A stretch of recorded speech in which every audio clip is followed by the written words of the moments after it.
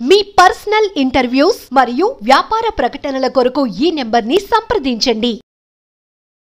మహారాష్ట్ర ఎన్నికల ఫలితాలు దాదాపుగా క్లియర్గానే వచ్చేసినట్టు లెక్క అవుతుంది. ఎన్డీఏ కూటమి బీజేపీ తన మిత్రపక్షాలతో కలిసి ఘన విజయాన్ని సాధించింది. మిత్రపక్షాల అవసరం లేకుండానే ప్రభుత్వాన్ని ఏర్పాటు చేసుకునే బలాన్ని బీజేపీ సంపాదించుకుంది. బీజేపీ ఒంటరిగా ఈ క్షణం అందుతున్న సమాచారం మేరకు 215 స్థానాన్ని సంపాదించుకున్నట్టు మనకు అందుతున్నటువంటి సమాచారం. ఈ సంఖ్య కొద్దిగా పెరిగి తగ్గే అవకాశం కూడా ఉండొచ్చు. కానీ ఏది ఏమైనా బీజేపీ ఒంటరిగానే మ్యాజిక్గా 145 అనుకుంటే చాలు.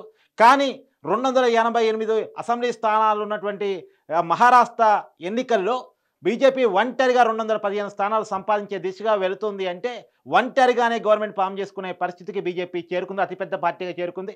మిత్రపక్షాలుగా కూడా ఉద్ధవ్ ఠాక్రే శివసేన కంటే సుశీల్ కుమార్ సిండే శివసేన వైపు ఎక్కువ స్థానాలు వస్తున్నాయి.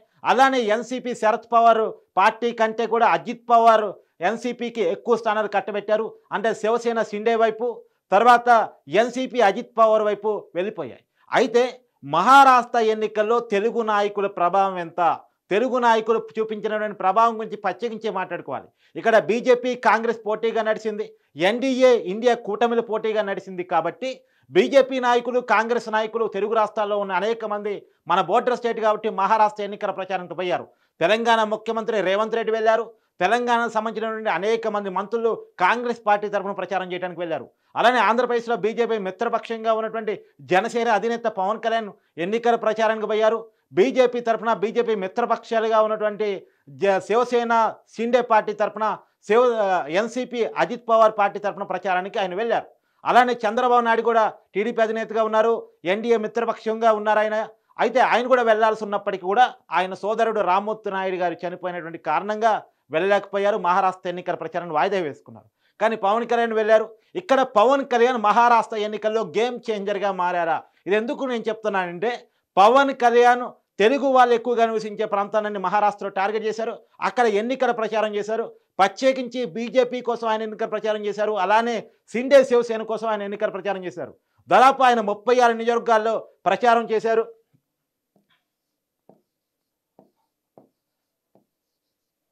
సబ్జెక్టు కరప్షన్ ఆయన 36 అసెంబ్లీ సెగ్మెంట్లో ఎన్నికల ప్రచారం చేసినట్టు తెలుస్తుంది. ఇది తెలుగు వాళ్ళు ఎక్కువగా ఉన్నటువంటి ప్రాంతాలు. ఆ 36 చోట్ల కూడా 36కి 36 కూడా అక్కడ ఎన్డీఏ కూటమి గెలిచినట్టు మనకి అందుతున్నటువంటి సమాచారం. ఈ 36 స్థానాలు కూడా దాదాపుగా బీజేపీకి, షిండే శివసేనకి వచ్చినట్టుగా మనకు కనపడుతుంది. ఒక్క చోట కూడా కాంగ్రెస్ కానీ దాని మిత్ర ప్రచారం కానీ గెలవలేదు. అంటే పవన్ కళ్యాణ్ ప్రచారం చేసిన ప్రతి చోట కూడా ఎన్డీఏ కూటమి గెలుపు బాపట వెగరేసింది అనేటువంటిది. అంటే మహారాష్ట్ర ఎన్నికల్లో పవన్ తన ప్రభంజనాన్ని చూపించారు.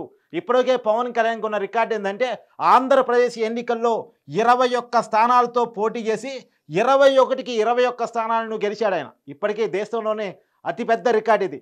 పోటీ చేసిన ప్రతి చోట గెలవటం ఇప్పటివరకు ఏ పార్టీకి సాధ్యం కాలేదు. 100% రిజల్ట్ సాధించడం అనేది ఇప్పటివరకు భారతదేశ ఎన్నికల చరిత్రలో ఎప్పటికీ జరగని విషయం. కానీ పవన్ కళ్యాణ్ ఆ ఘనతను సాధించాడు. పోటీ చేసిన ప్రతి చోట 21 స్థానాల్లో పోటీ చేస్తే 21కి 21 ఆంధ్రప్రదేశ్ ఎన్నికల్లో పోటీ చేశాడు. ఇప్పుడు పవన్ కళ్యాణ్ మరో రికార్డు సాధించాడని చెప్పాలి.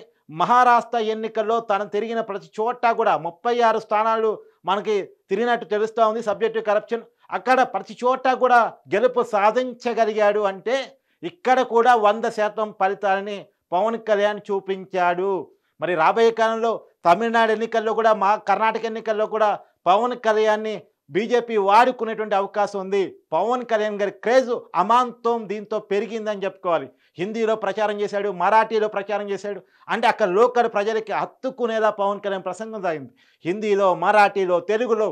అంటే తన సభలకు ఎక్కి వాళ్ళు ఎక్కువగా ఎవరు అనేది అంచనా వేసుకొని 3 భాషల్ని ఆయన వాడి, హిందీని, మరాఠీని, తెలుగుని వాడి వాళ్ళందరినీ ఆకట్టుకునే విధంగా పవన్ కళ్యాణ్ ప్రచారం చేశారు. అది ఉపయోగపడింది అని చెప్పాలి.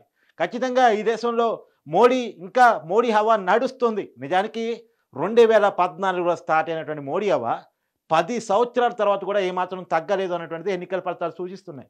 కాంగ్రెస్ గెలుస్తుంది అనుకున్న హర్యానాలో కూడా బీజేపీ గెలవటం మొన్న గత ఎన్నికల్లో చూసాం. ఇప్పుడు మనం అలా చూస్తున్నాం మహారాష్ట్ర ఎన్నికల్లో బీజేపీ గెలుపు అనేటువంటిది. ఇది నిజంగా కూడా దీంట్లో ఇక్కడ ముఖ్యమంత్రి అభ్యర్థి ఎవరు అన్నది పట్టించుకోలేదు. మోడీని చూశారు. మొన్న పార్లమెంట్ ఎన్నికల్లోకి వచ్చేసరికి కొన్ని ఫ్యాక్టర్స్ పనిచేస్తాయి. మహారాష్ట్ర చాలా కీ రోల్. ఉత్తరప్రదేశ్ తర్వాత అత్యధిక పార్లమెంటు స్థానాలు ఉన్నటువంటి రాష్ట్రం మహారాష్ట్ర. ఆ రోజు దేశవ్యాప్తంగా మోడీ, అమిత్ షా దృష్టి పెట్టి పార్లమెంట్ ఎన్నికల్లో మహారాష్ట్రమే సరిగా దృష్టి పెట్టలేదు. అందుకనే ఆశించిన స్థానాలు రాలేదు. ఎన్డీఏ కూటమి కంటే ఇండియా కూటమికి ఎక్కువ స్థానాలు వచ్చాయి. ఇక ఆ పార్లమెంట్ ఎన్నిక రిజల్ట్ చూస్తే ఇక్కడ అసెంబ్లీలో కూడా ఇండియా కూటమే గెలిచిద్ది, కాంగ్రెస్ మిత్రపక్షాలే గెలిచే అవకాశం ఉంటుంది. ఉద్ధవ్ థాకరేకి సెంటిమెంట్ ఉంది, అంటే అక్కడ సానుభూతి ఉంది ప్రజల్లో. అలానే శరద్ పవార్ పార్టీని చీల్చారన్నటువంటి సానుభూతి శరద్ పవార్కు ఉంది. వీళ్ళ వైపే జనం మొగ్గుతారు అని చెప్పి అనుకున్నారు, కానీ ఎక్కడా నిజం కాలేదు.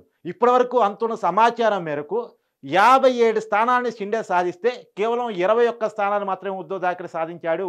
ఇప్పటివరకు మనకున్న సమాచారం మేరకు 35 స్థానాలను అజిత్ పవార్ సంపాదిస్తే కేవలం 21 స్థానాలు మాత్రమే శరద్ పవార్ సాధించాడు. ఈ కొద్దిగా హెచ్చుతగ్గులయ్యే అవకాశం ఉండొచ్చు కానీ మేజర్గా ఆ పార్టీలు కూడా చూడండి, శివసేన షిండే వైపు వెళ్ళిపోయింది ప్రజలే, మహారాష్ట్ర ప్రజల తీర్పుతోటి.